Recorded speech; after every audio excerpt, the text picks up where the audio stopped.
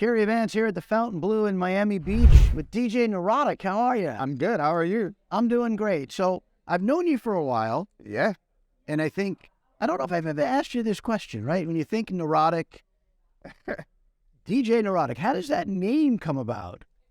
Well, I actually decided on it like while sitting in a psychology class because we were talking about like neurosis and how, people kind of become like to themselves and also like hyper focused on things. And like when I mix, like that's what I do. I just focus in on what I'm doing. And, anyone comes to the booth, I'm completely ignoring them because, yeah, I'm only focused on the music aspect of it. So you're in college studying psychology. Were you a DJ prior to that, or did you become a DJ? No, I was a DJ prior to that. I was given a name originally and then found out there was another DJ by that name, so I changed. Yeah, so I was like, oh, I guess I got to change it. Yeah, just out of respect. I've never met the guy, Right. and I honestly don't even know if he still DJs, but just out of respect, I was like, I don't want to step on anyone's toes. How long into your career did you go from being a club DJ to being a mix show DJ? It was probably, well, I mean, I started when I was 12, and I was just doing like private events and really didn't get serious about it till I was 17. So I want to say maybe a good 7-8 years before went from a club to radio. Now, you've been on KISS Yes, for a long time, for as long as I can live. 13 years now. Is it challenging? Is it very different when you play out in a club versus when you do your mix show for the radio station? Oh yeah, definitely. But I use the clubs pretty much to test the waters on like new songs and see, if people are reacting to it and if I should play it on the radio. You get that live reaction, and well, on radio, you don't really know unless someone's tweeting you about it. So yeah, that's like, when I do club events, of course, I hit the power songs, but I also like, testing out songs as well. And that definitely helps the radio stuff. Now, one of the things that I think you're great about on social media, you're always posting about giving other DJs an opportunity to do a guest mix on KISS. Yeah. Right? It's a top 3 market in the U.S., Yes. but it seems like at times there's reluctancy from DJs to submit stuff to you. Oh my goodness, yeah. It's very surprising because a lot of times you hear like, oh, no one listens to radio anymore, and those are people who don't work in the media industry at all and don't know the power of radio and how many people are really listening.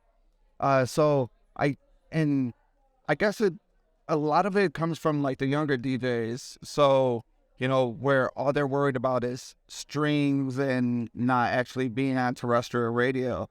And yeah, and then also there's people who feel they're above it for some reason, and that always blows my mind because, besides like the local DJs, last year alone, I've had mixes from Dylan Francis, Valentino Khan, and Diplo.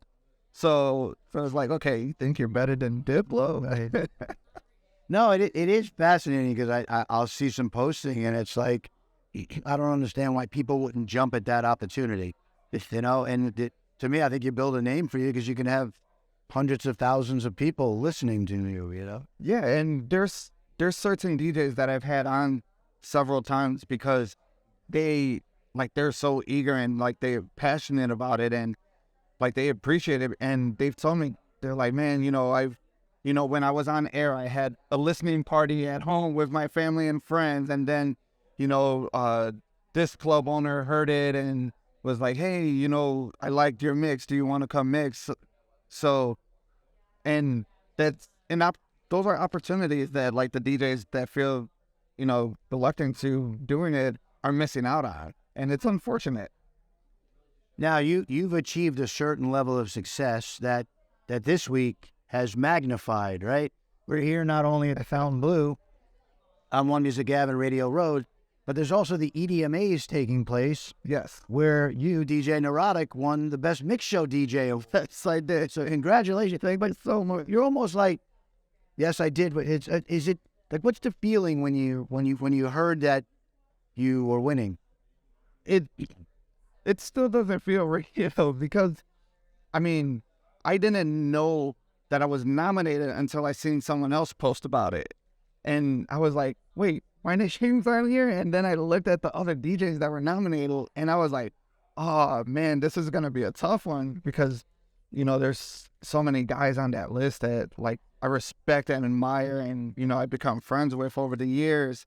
And, I just respect their work. And so I knew it wasn't going to be anything easy. Well, I think you broke that log jam of you were coming to One Music Ave for the years. We did it in Atlantic City, and it always seemed to be Flipside or Riddler, and you know, so it must feel good. They're like, did you call up Flipside and say, hey, I beat you? No, but well, the good thing about that, at least it's going back home to Chicago. That's true. So, That's true. So yeah, congrats on the award. I was gonna say, you know, my work could meet all of Flipside's awards. He has plenty of them. So we're here in Miami. It's Miami Music Week. Spotlight is on dance music this week. A lot of young people trying to break into the business, whether it's as a club DJ, a mix show DJ, artist, producer. What's one piece of advice you would give to an aspiring DJ? Do what you're passionate about because it reflects in your work. Like if you're just trying to follow fads, it's like you could hear it, like, or at least I can. But like when someone is truly passionate about it, whether it's DJing or producing, I don't know, I just pick up on that vibe, and you know that's why, you know, gravitate toward certain artists over other artists. And so yeah, that and consistency, like just, you know, follow through with your work. Like when you finish one mix, start working on your next mix, or if you finish one track, get working on the next track. And because yeah, once you like put something out and then don't do anything else, people forget about you, especially nowadays. It's, you know, it's a be seen or be forgotten, you know, industry. So we're at that point in time now where we're going to do something called Cary's Quickies. We're going to give DJ Nurotic fans a chance to get to know you a little better, and maybe some people that think they know you get to know you a little better. So hot or cold? Cold. Fast or slow? Fast. What are we talking about? I don't know. What you want to talk about? Is it music? Is it speed? Fact. I guess, yeah, music. That's true, because in Chicago, do you still play everything at +8? No. Not +8, maybe +4. And, you know, I'm also huge into juke music, which is 150, 160 BPMs. So definitely fast. What's the fastest you've driven a card? I believe it was 162 on the Autobahn. I like that you know exactly what it was. Yeah, it was kilometers per minute out there, so I had to do the math, and it was like, okay, it translates to 162 miles per hour. Mashed potato, baked potato, or French fries? Mashed potatoes. Pool or ocean? Pool. Hard or soft? Soft. What are we talking about? Bed. Well, I like that. Before you go to sleep at night, are you reading a good book or are you watching TV? Watching TV. Reality or comedy? Probably reality. Fact or fiction? Fact. Recreational or medicinal? Recreational. I like that. Sweet, sour, or salty? Sweet. Something breaks in your house. You're hiring somebody or you're fixing it? Oh, I'm fixing it. Fixing it. Plush or firm? Deceased. I'll go right out. Firm. Firm. What's the last song DJ Nurotic has sung in the shower? Has sung in the shower. Oh my goodness. I don't know.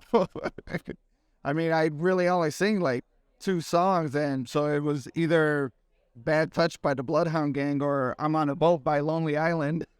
You're welcome to sing one of those for us now if you want. No, I don't think anyone wants to hear that. Neurotic, thank you so much. Thank you so much for having me.